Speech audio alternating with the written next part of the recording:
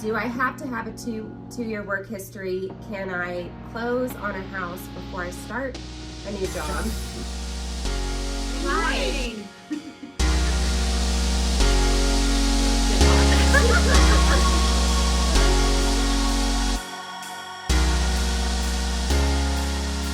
Hey everyone, Good morning. mortgages and mimosas. Cheers. Ashlyn and Lori.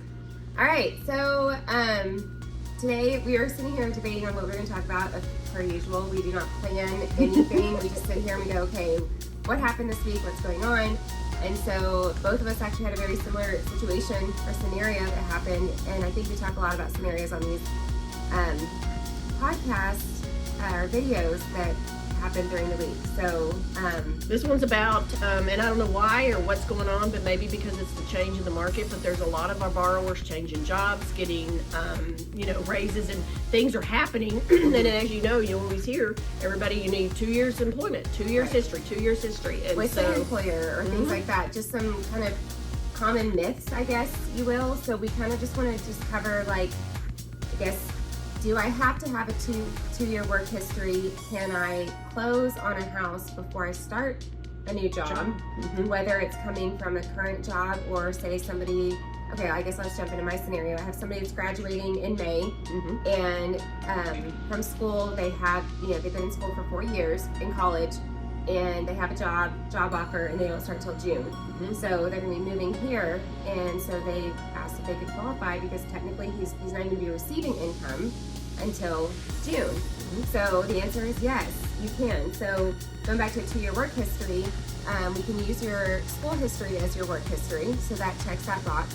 And as far as income goes, you can take the income from the offer letter as long as it states, like, this is your full-time employment, this is going to be your salary, or here's your hourly rate, 40 hours a week, whatever it is.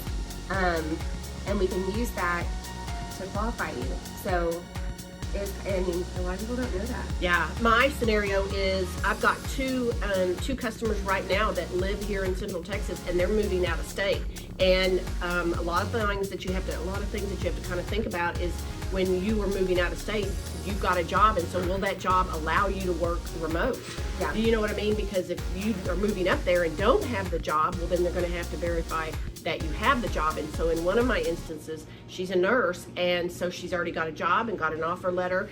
And again, depending on which product, whether you're going conventional, FHA, or VA, us as a lender, we need to look at all those guidelines and make sure that we're meeting those guidelines, because some of them will allow you to have the offer letter. Some of them allow you to do it with 30 days pay stubs on VA, which is my instance, but and it's just different scenarios. Right. So don't panic when you have that scenario come up. Call us, talk through it, and we can tell you, because I don't think I've ever had a deal die because somebody changed jobs, got a new job, changed a line of work or whatever. We're always usually able to get through it. Yeah, and to your point, like for mine, it's as long as they start within 60 days of our close date, we can use the income. I had one where it was a teacher that was getting a raise in a new school district, and so she wanted to qualify based off of the new income and not the current income. So for her, it wasn't necessarily she doesn't have a job and she's going from school to a job. It is from job to job.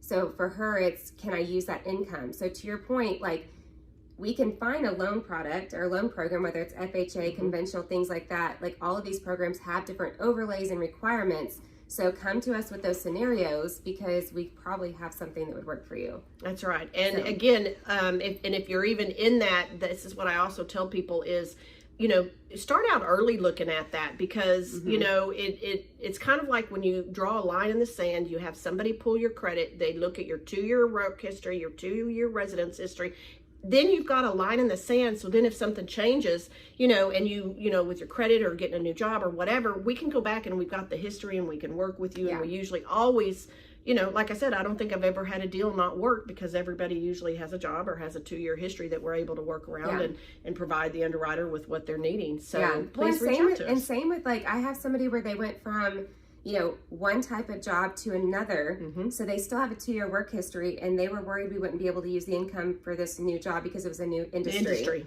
And so even the industry thing, like, I think that's another myth, that you have to be in the same industry for 2 years, same line of work, as we say on our end. So again, there's all these different scenarios. We're always learning new things. The guidelines are always changing too. So if you're wanting to buy a house and that's been something that's been stopping you, is worrying about, you know, I don't have a 2-year work history, or I'm going to be switching jobs, you know, so I can't buy, feel free to reach out to us, ask those questions. We'd love to help. So yeah, and come by and see us, our new office. Yes, come by our new office. We're going to be doing our open house next Friday, next Saturday, the 27th. Yeah. So just watch social media for it. We're putting out stuff on that now. Yeah, so we'll be giving y'all some taste of our mimosas that we have on Friday morning. So, cheers. All right. Bye. Happy weekend.